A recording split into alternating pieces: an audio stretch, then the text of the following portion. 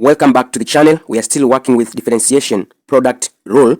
We are supposed to differentiate y is equal to sine x cos x.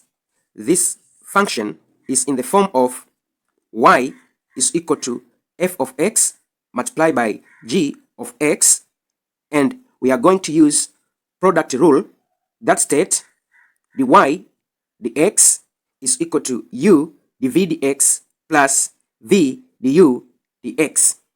We have y is equal to sine x cos x. Let y is equal to u v. I'm going to assign u to sine x, that is u is equal to sine x, and v equal to cos x.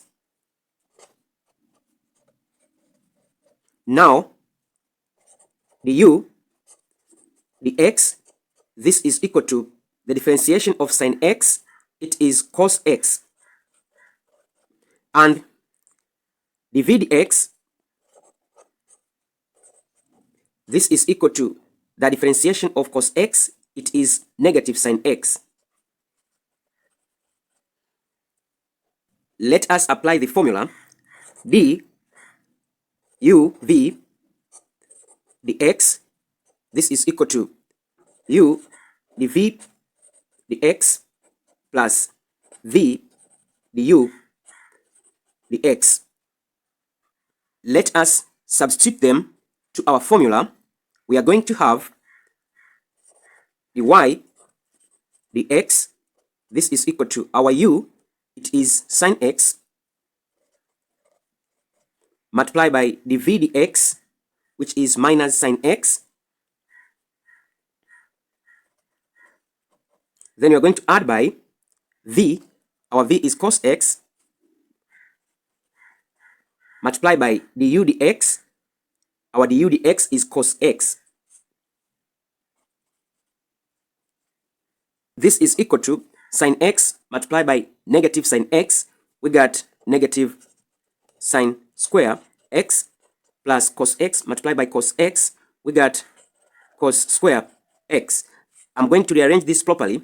I will start with cos x, that is equal to cos square x minus sine x minus sine square x. But we have identity which says that cos square x minus sine square x, this is equal to cos 2x. So the y, the x, this is equal to cos 2x. I hope you understand this question. For more questions on differentiation, please check my playlist over here. Thank you very much for listening. Don't forget to subscribe, share, and comment to this video. See you next time. Bye.